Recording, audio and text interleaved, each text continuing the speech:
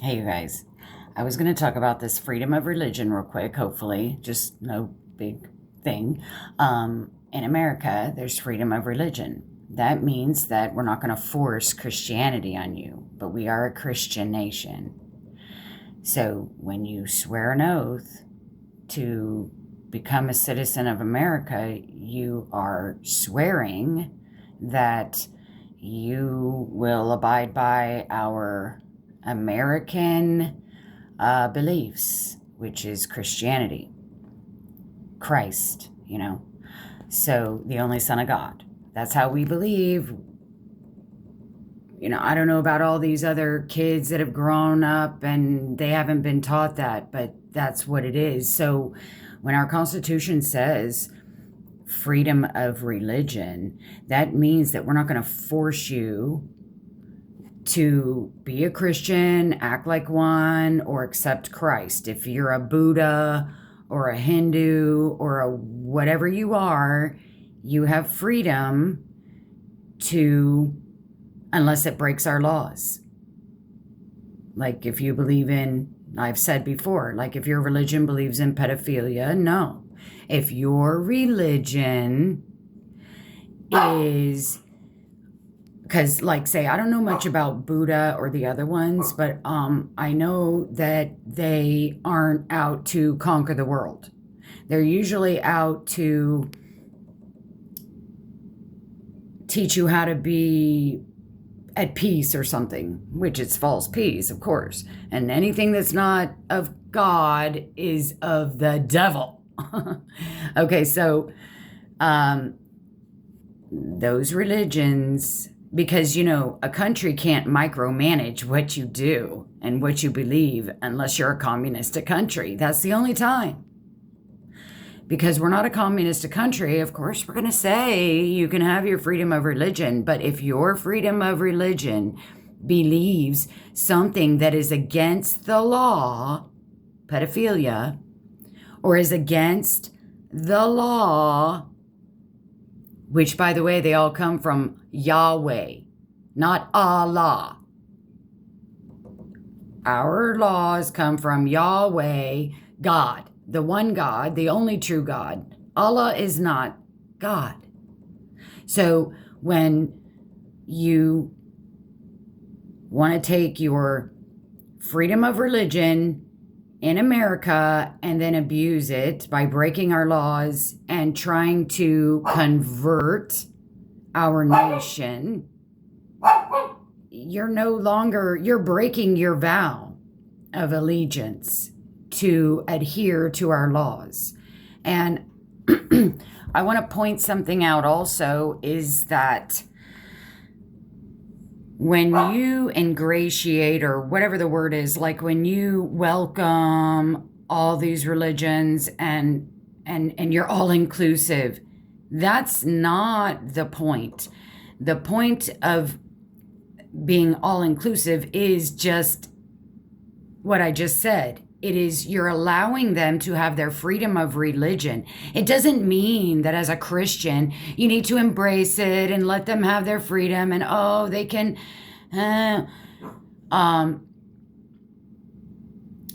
because it goes against Christianity. You got to just say, okay, they believe what they believe. Now leave them alone. It doesn't mean you have to stand up for their rights of having a religion of Muslim or Buddha. That's not what you're supposed to be doing. That you're not, because people are, okay, it's like a Muslim sympathizer. Don't be a Muslim sympathizer, because it's not the same God. Why aren't you being a Buddha sympathizer then? Why aren't you being a Hindu sympathizer? Why aren't you just being a freaking religion activist for all the millions of religions? There's thousands of Hindu gods or whatever they are in India. That's why when England was over India, when England was there, they're like, we're not even going to bother introducing the Christianity because they have way too many gods. They have like thousands of gods. But England is the one who was primarily the main missionary to the world in the beginning, I guess. But anyway, they wouldn't even touch it. So the thing about Islam is they're worshiping a false god, number one. Number two, they're worshiping, keyword, prophet Muhammad. And that prophet brought that religion a Bible. Okay, do you see how he's trying to mimic God again? God gives us a son, not a prophet. God, Yahweh, sent his son, Jesus, Yeshua, to die for all humanity. The one world religion. That is the only religion, okay? Because that's the only God that created us all. I don't care who wants to, argue about it. If you believe in the other religions, whatever. It's a choice. But anyway, so that's the key discrepancy there. Satan's always trying to mimic and getting it kind of close, but no cigar. Mohammed, he's like, oh, it's another Abraham, child of Abraham. No. Abraham had many, many, many children. Remember, he's the father of many children. Not all of the children are of the promise. First of all, they're probably all from the line of Shem, but probably not. They're probably wives from Japheth, wives from other ones. The bloodline is only through Isaac, only. So Jesus had to be born through Isaac's line. And Sarah and Abraham only. No other women. No Hagar, no Tagar, no Fagar, no nothing else. Only Sarah. And because they jumped the gun and had no trust and were getting a little antsy and scared, they had an illegitimate son, Ishmael, through Hagar. All right? I don't care how many kids and sons Abraham has. They're not from Sarah. They're not from Sarah. Now, if Abraham and Sarah had 5 boys, if God said out of those 5 boys it's only Isaac, then it would be only Isaac. And because Ishmael is illegitimate and he got sent away because he was jealous of Isaac when Isaac finally came, he was jealous and abusive of Isaac. So Sarah told Abraham, get rid of that woman. Abraham is like, okay, I'll listen to you. I don't even think he prayed. You can look this up yourself. God had to come and tell Abraham, listen to Sarah and get rid of that woman and that child. Send them away. Okay, so they did. God wanted him gone. And when they were out in the desert going to die, just because an angel of God came to Hagar and said, you're not going to die. He's going to become a great nation and he's going to have 12 princes. That does not mean anything other than it's probably consequences, because Ishmael is going to give the world hell from then on out because of that mistake, just like Adam and Eve made a mistake and we all suffer for it. So Ishmael was a jealous, mean bully to Isaac. When he grew up, was a great nation, he was angry that he and his mama didn't get to grow up with daddy. He knew about Yahweh. He knew about Yahweh. But he was proud, mean, and jealous. And he's like rebellious. I'm going to have and make up my own God, because Muslimism comes from Ishmael. It does. And that's why it's so evil, because they twist it all around. They're twisting it up. They don't even believe in the real God because Ishmael was mad at God. So he's like, oh yeah? And what does Satan always want to do? I am going to be like God. Ishmael is like, I'm going to be like God because I'm going to make up my own God. And somehow it morphed into Muslimism. Okay? And big red flag. If you may think Allah is the same God as Yahweh, whatever. But can you at least acknowledge that Allah is writing a Bible from a prophet? Why wouldn't Allah have a son? Son Muhammad? Because maybe God's thinking, that's too big of a blasphemy. I'm not going to allow you to do that, right? And you know, Islam, they think Jesus is just another prophet. That's blasphemous enough. And look, they're trying to say, oh, Muhammad and Jesus, they're both prophets. They're equal, unlike Ishmael and Isaac. And he's trying to recreate the scenario.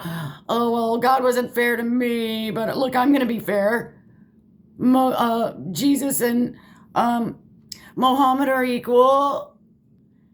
And Jesus wrote us a book, but he's the Son of God. He's the Son of God.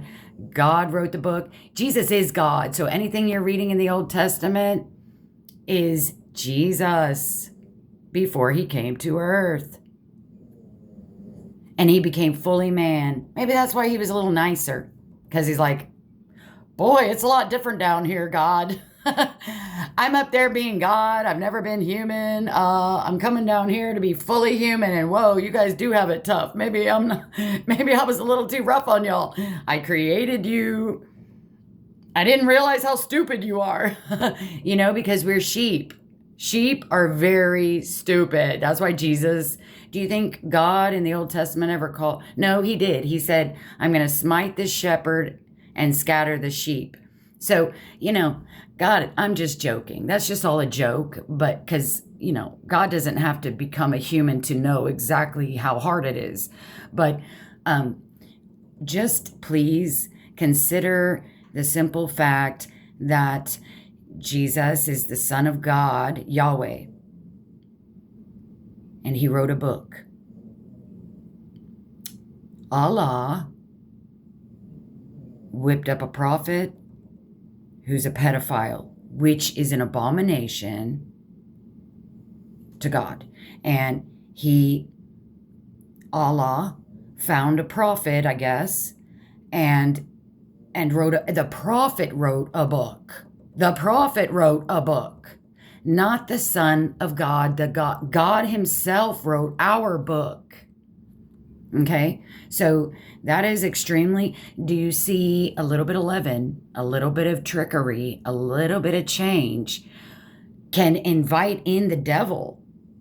And then they're all loco. They're over here fighting to have their religion take over the world, and pedophilia is fine. And then do you see how this fits into the far left? Because when Biden Bozo was in, sorry, Jesus, I know you wanted the bozo in here, but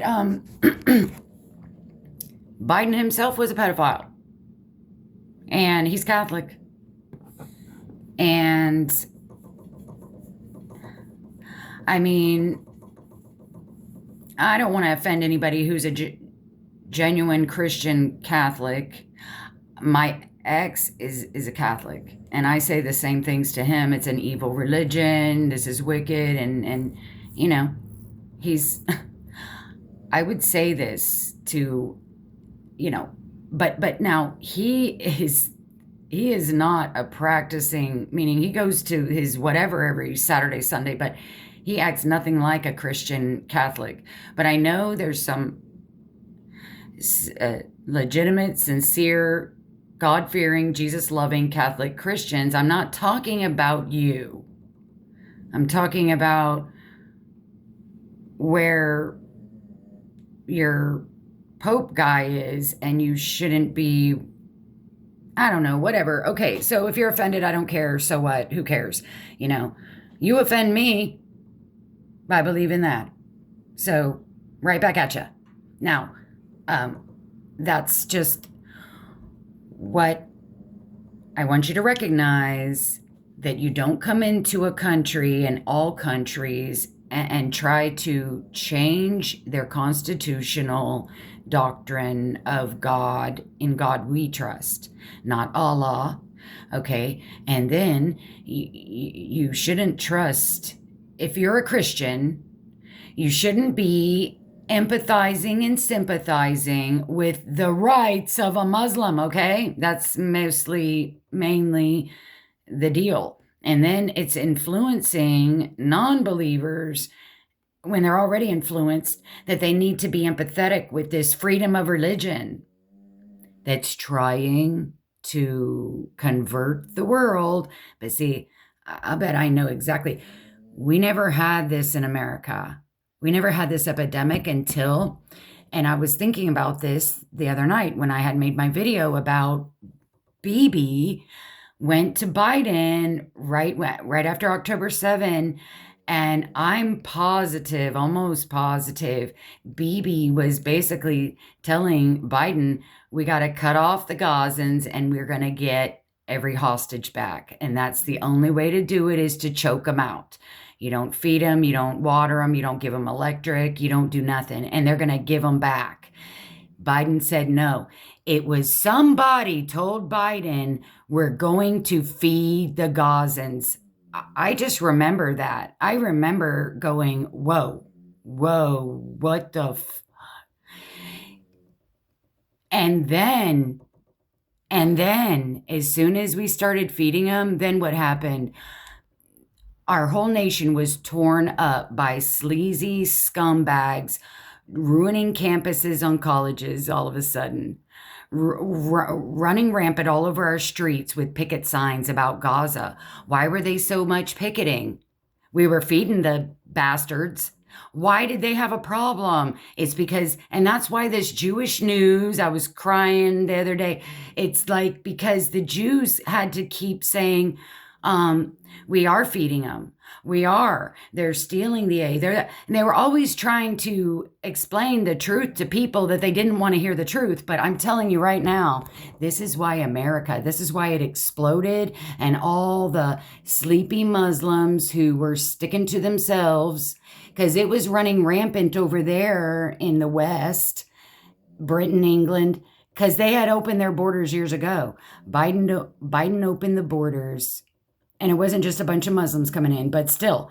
And then he started feeding the Gazans. Then all the protesting happened, which gave the Muslims a voice. They're like, wow, they're on our side. And it's punishment. It's punishment, because we never had now, yeah, if you want to look at statistics, I do think that the mosques were growing exponentially in the United States, and no one was paying attention or giving it any attention. So they were silently growing. And from what I understand, a lot of the mosques even were vacant. They were just being built. They were vacant, but they had their agenda that was under wraps, because they were going to evangelize the world, and then those empty, vacant mosques would be full one day. But feeding the Gazans jumped the gun, and now they all rose up, and they're like, hey, this might happen sooner than we think. And I think feeding the Gazans is what is punishing America, because now they're out loud and proud, and they were allowed to be loud and proud with their false prophet, false God, false Bible, false religion from a false, illegitimate son from Abraham, not Sarah. Abraham had lots of kids. You know the song in Sunday school? Father Abraham has many sons, and many sons had Father Abraham. I am one of them, and so are you. So let's just praise the Lord. Ha, na, na, na. Okay, we are all sons and daughters of Abraham, but we're not all chosen.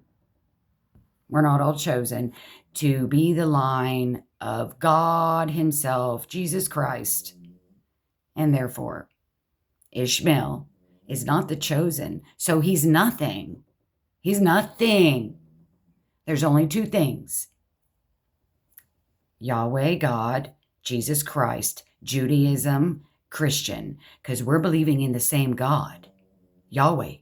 They just don't believe in Jesus right now because Jesus doesn't want them to. But it is the same God from Abraham, from the line of Shem. And end of story. There is only one religion. It's Jesus Christ and Yahweh, same thing, same God. If the Jews might call us heretics for believing in the fake Son of God, Messiah, then that's let them have their way. They're not going to change America. They're not trying to change the world to tell us to stop believing in Jesus and to, take over, okay? They're the ones that brought it all. And God doesn't want them to see Jesus as Messiah right now, okay? If you're going to get mad about that, you're mad at God. So, yeah, this Muslimism is of the devil. And I know there's a verse in the Bible, probably in Revelations, it says something like where the seat of Satan is. And I think that's talking about the Catholics, which screwed up the doctrine. And Paul said, anything, if you preach other gospel other than this, let them be anathema. So Christ crucified on the cross, period. They're adding, he's still on the cross. They're adding Mary. They're adding saints. My ex will say, hey, it's like, if you were to ask your friends, hey, would you pray for me because I'm blah, blah. That's what we do, he said. We're just asking the saints. Isn't there a Bible verse, I think, that says you don't pray to saints? But even if there isn't, Jesus never told us to pray to saints. It's preaching Christ crucified. He rose again. He's seated at the right hand of the Father. He's not on the cross anymore. And the Catholics want to blare it all day long with Jesus still on the cross and worshiping Mary and saints and bringing in all these extras. Okay, so in Revelation, it might be talking about the Catholic Church, but I'm just saying right now that it's evil Islam. If it's not the seat of Satan, look at Iran. That's where it is most. That's where it all got the opportunity to branch out. It had money flowing in. Okay, so God's throne is there right now because Satan is there right now. I don't know if that's the throne of Satan or the seat of Satan, and if Muslimism is an Ishmael and Muslim and all that. That's all a false. If it's not of God, it's demonic. If it's not God, it's demonic. They're not equal. Satan is not equal to God. But Satan is God's only foe. He's not equal. He's just the main bad character, okay? That he uses to implement resistance and prophecy to come about and everything. So, and you can't say, oh, well, if he's making all this happen because it's la la la la, it doesn't matter. So what if he is? The whole point is that when I've said before, if he's going to plop you into a bad situation that he's allowing and he ordained it, it's part of prophecy, it's really heinous, but he's always giving us a free will choice to choose the tools in his word, which most of them is trust him. Trust him to know what's going on. Trust him, this is a bad situation, but I choose to trust him to know what he's doing. I can't believe this is the sign of the Muslims or something. See, copycat. Yeah, so sure, all these bad things like abortion being legalized and whatever, some of these things are consequences where God allowed the human free will to let her rip and pass bad laws, but it doesn't matter. God is the only thing. Jesus is the only thing. And no matter what the circumstances that are brought about by consequences or of your own human problems, like Adam and Eve brought it on themselves, and then Sarah and Abraham brought it on themselves, having an illegitimate son, and then there's going to be consequences. Sometimes, maybe they're not consequences, and it's just the human's free will to be mean, bad, wicked, evil, and make abortion legal. It may not be a consequence, but because we did do that out of a free will, there's going to be consequences. Maybe you weren't born when they did it, and it has nothing to do with you, but it doesn't matter. It is how you were born into that generation where it's happening. And when you're a Christian, you have to make the free will choice to say, come hell or high water, come what may, I'm going to still believe God is good and God is God, and I'm going to trust him, whether it's a personal episode hell you're going through or it's the whole United States going through hell. It's still your free choice. You still have to pray for the dignities, even though it's maybe a pre-planned thing to bring about God's prophecy in the time that he ordained it from the foundations of the world. He had it all planned out. He knew Adam and Eve would sin. I'm sure he knew Abraham and Sarah would sin. And then I accidentally misspoke and said Isaac came back to life. God brought him back to life. He never did die, but I'm like, yeah, they know what I mean. But yeah, he never did get sacrificed, and so he didn't have to come back to life. But yeah, yeah. So, okay, and I guess that's all I wanted to say. And God bless you guys. Bye.